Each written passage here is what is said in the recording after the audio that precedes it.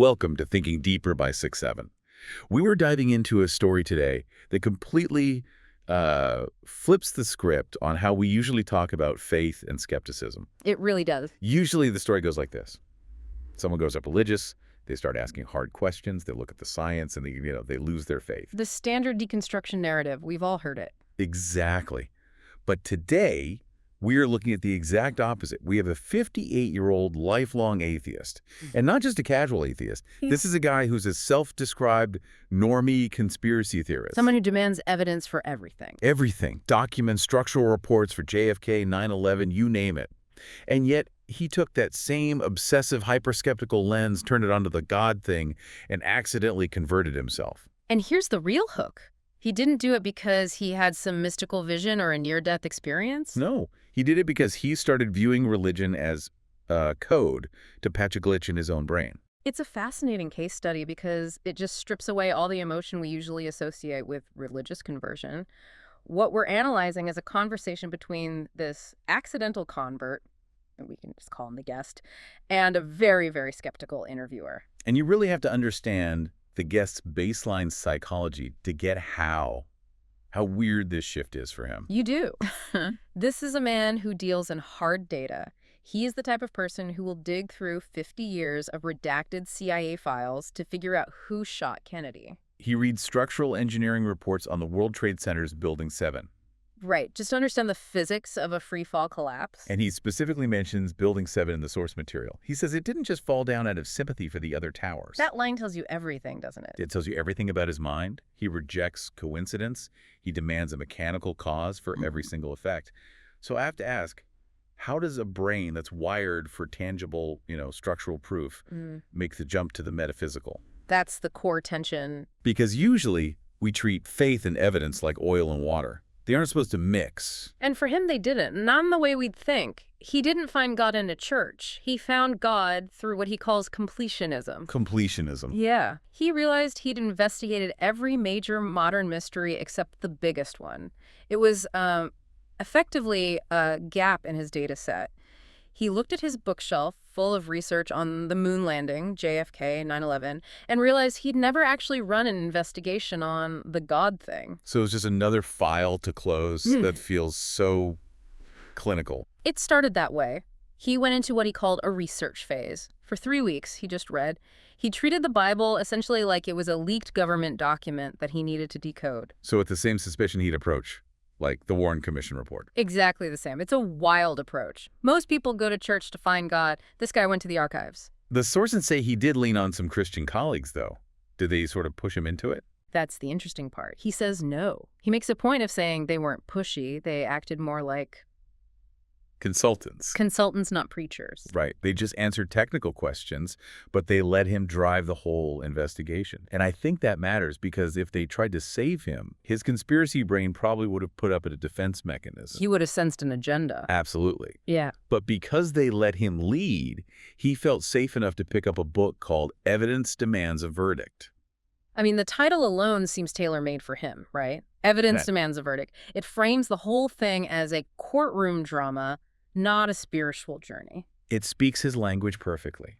And this leads to his primary argument for belief, which is, I Yeah. think, the most critical part of his whole transition. He calls it the argument of volume. Okay, let's drill down on this because this feels like a massive logical leap to me. He trusts the JFK conspiracy theories because he's seen redacted documents, right?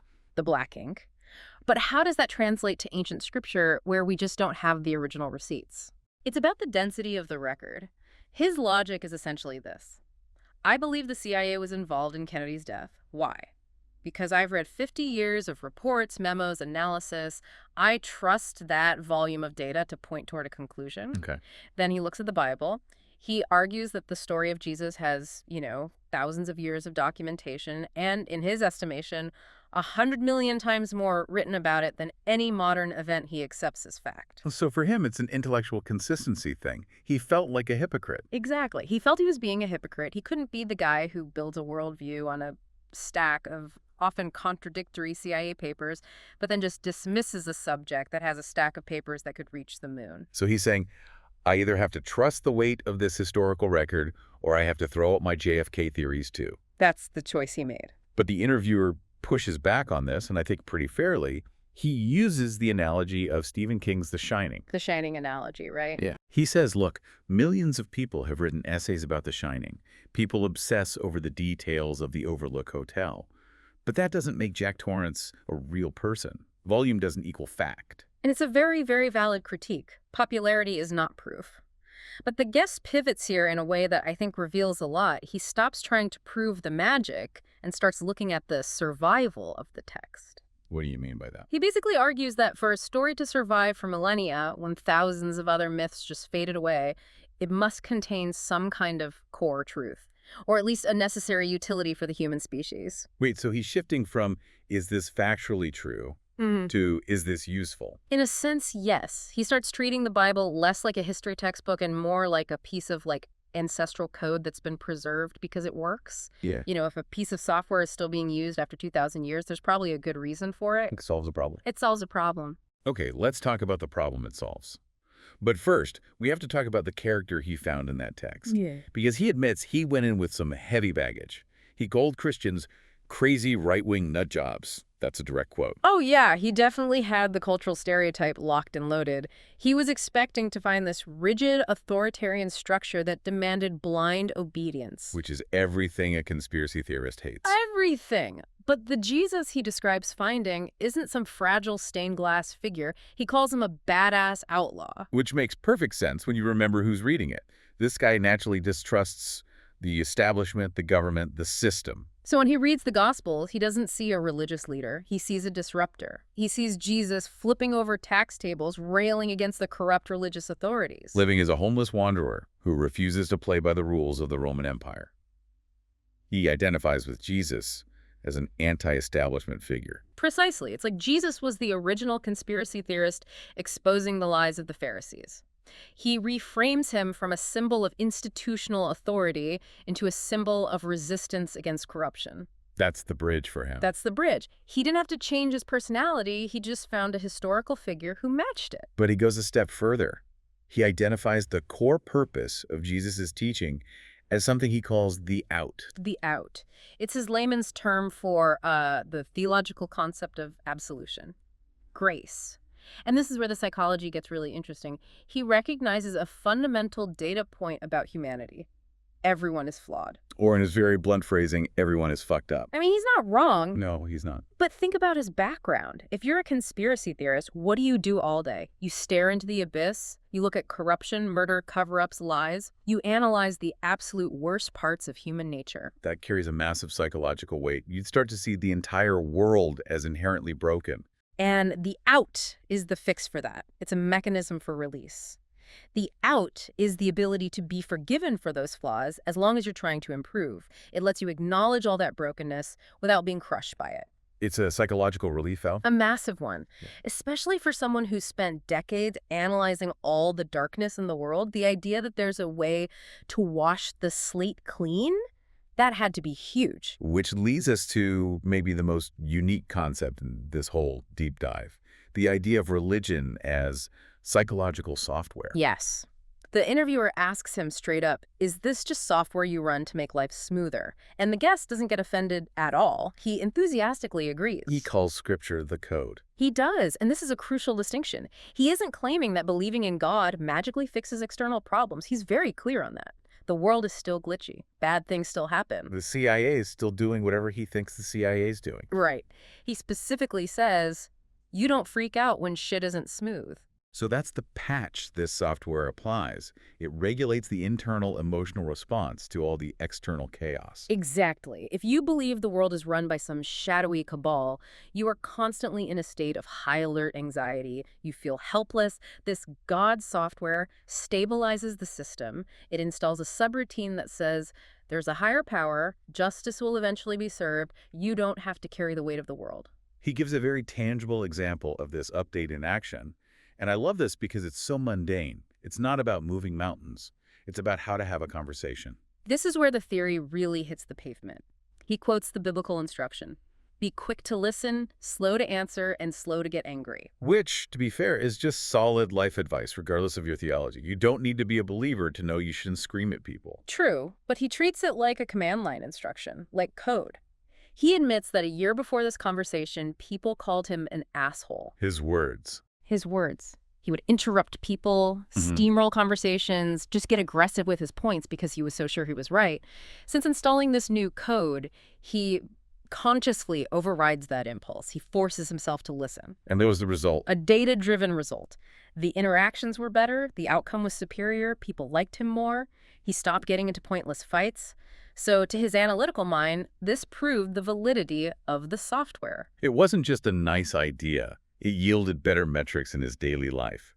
The software has a positive user experience rating. Works, therefore it's true. For him anyway. And this extends to prayer. He's very careful to define prayer not as, asking Santa for a Ferrari, Right. but as a mindset shift. Yeah. He views it as a way of orienting the brain to believe that the bad guys haven't already won. He contrasts this with his previous state. He talks about the alternative being a shitty, depressed state where you feel duped by life. And that phrase, duped by life, is heartbreakingly common in those circles, isn't it? If you think everything is a lie, the news, the government, history, you eventually feel foolish for even participating in society. You feel like a sucker. Faith offered him a narrative where he isn't being duped. He's being saved. It made him, in his own words, a very happy person. But I want to circle back to the skepticism, because the interviewer doesn't let him off the hook on the truth claim. He asks the hard question, how do we know Jesus wasn't just the Tony Robbins of 33 AD? The charisma argument. Right. Maybe he was just a really compelling speaker who pulled off a massive con, the ultimate influencer. How does our fact-obsessed guest handle that? And his response is refreshingly honest. He just concedes the point. He admits you cannot prove it 100%. Which is a huge admission for a guy who usually demands the structural engineering report before he'll believe a building fell down. It is. But he redefines the terms. He says if you could prove it 100%, it wouldn't be faith anymore. It would just be physics. So he embraces the uncertainty. He calls himself a believer specifically because he chooses to operate without the receipt. He's realized that skepticism is a great tool for analyzing a crime scene, but a terrible operating system for a human life. He's willing to trade that certainty for functionality. There is a moment where they find a compromise, though.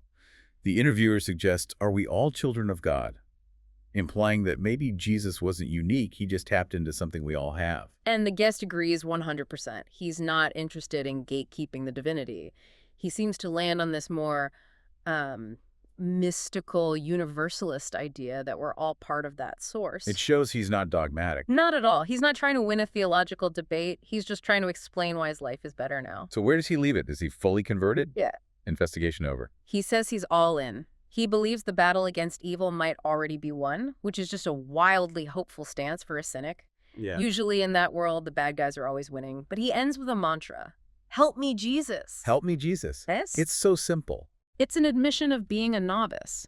He's gone from the expert who claims to know exactly how the towers fell and who shot JFK to the student asking for help with the basics of living. He surrendered the need to be the smartest guy in the room. He did. It really frames religion not as a history test you have to pass, but as a utility you subscribe to. Yeah. It's almost pragmatic. He found that the conspiracy software crashed his system with depression and paranoia. And the God software optimized it for patience and happiness. He just looked at the results and decided to keep the update. So here is the thought I want you to take with you today. If we view religious texts as essentially legacy code for the human brain, as our guest suggests, does it actually matter if the historical events are 100% verifiably fact? Or is the value solely in whether the software runs successfully and keeps you from crashing? Thanks for listening to Thinking Deeper by 6-7. We'll see you on the next deep dive.